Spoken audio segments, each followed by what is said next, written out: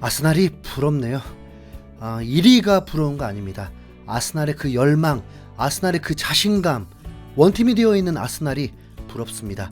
꿈꾸는 듯 아스날이 1위를 질주하고 있고 실제로 팀도 강하다 보니 우승 분위기가 감돌고 있어서 한 경기 한 경기가 결승전이 된 상황입니다. 왜냐하면 턱 밑에 맨시티가 쫓아오고 있으니까요. 토트넘은 리그 중위권 팀에게 1무 1패를 당해도 아무렇지 않은 듯 흘러가고 있으니 진짜 너무 비교되네요. 아스날의 17번째 경기 빅매치가 치러졌습니다. 우승후보 아스날이 홈에서 차기 우승후보 뉴캐슬과 맞붙어 버린 겁니다.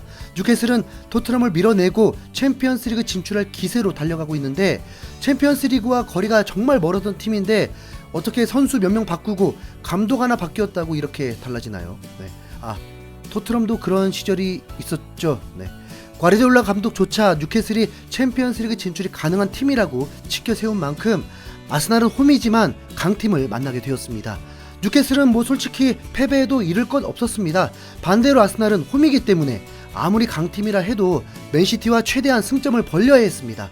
맨시티는 후반기 절정에 체력 과부하로 문제가 생겨도 여전히 강할 팀이고 아스날은 스쿼드가 얇기 때문에 중요 선수 한두 명만 부상당해도 곤경에 처할 수 있으니까요.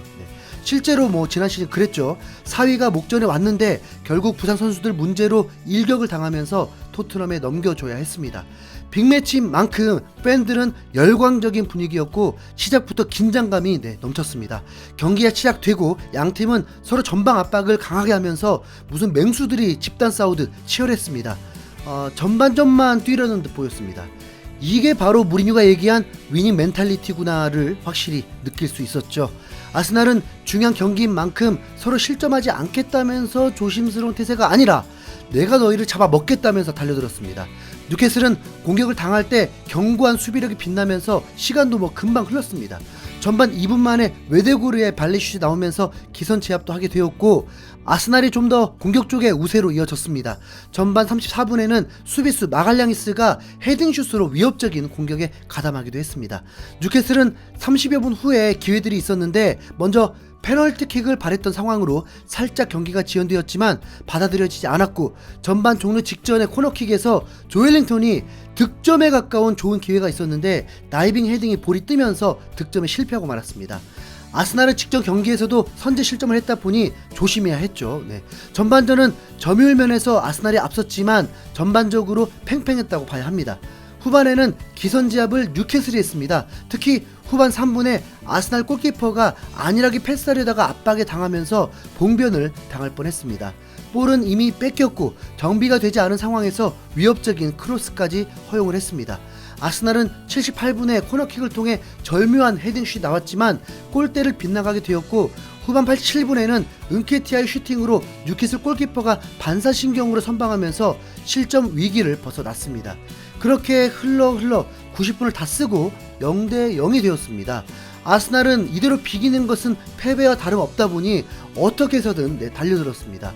추가 시간 5분도 거의 끝나갈 무렵 하나 만들어 보겠다고 공격하면서 기회가 왔는데 박스안 왼쪽에서 크로스를 올린 볼이 굴절되었습니다. 그런데 한순간 아스날 선수들 전체가 두 팔을 벌리면서 주심을 향해 달려들었습니다. 뭔가 문제가 있었다는 건데 그 굴절이 핸드볼 파울이라고 항의한 거죠. 이 정도면 무서워서라도 페널티킥 불 상황이었습니다. 아르테타 감독마저도 얼마나 눈이 좋은 건지 핸드볼 파울이라면서 항의를 시작했고 이내 침착한 뉴캐슬 감독과 신경전까지 나오고 말았습니다. 흥미진진하죠. 어떻게 됐을까요? 주심 뚝심 죽여줍니다. 느린 화면으로 팔에 맞는 게 보이긴 했는데 주심은 그대로 진행해버렸습니다. 아스날 팬들 어땠을까요? 저 장면은 태양의 선명도보다 선명했어. 우리는 정말 지쳤음에도 이기기 위해 필사적이었어. 그런데 그걸 심판이 가로막았어. 뉴캐슬은 더러운 팀이야. 시간을 얼마나 지연시킨 거야? 뉴캐슬은 그냥 무승부를 노렸던 거야. 그들의 승리야. 승리를 강탈당한 기분. 뉴캐슬 팬들은 아스날에 당한 경기력에 한심하다는 입장이면서도 시간 지연이든 전체적으로 수비가 견고했다고 긍정적인 평가를 내렸습니다. 그렇죠. 최종 점유율은 아스날이 70% 가까웠습니다. 아스날이 강하다는 걸 인정하기 때문에 그에 맞게 대처를 한 거죠. 아스날은 슈팅 13개, 유효슈팅 4개였고 뉴캐슬은 슈팅 4개에 유효슈팅 1개였을 뿐이었습니다. 이로써 아스날은 그대로 리그 1위 맨시티와 1점 더 벌려놨고 11경기 무패를 이어갔습니다.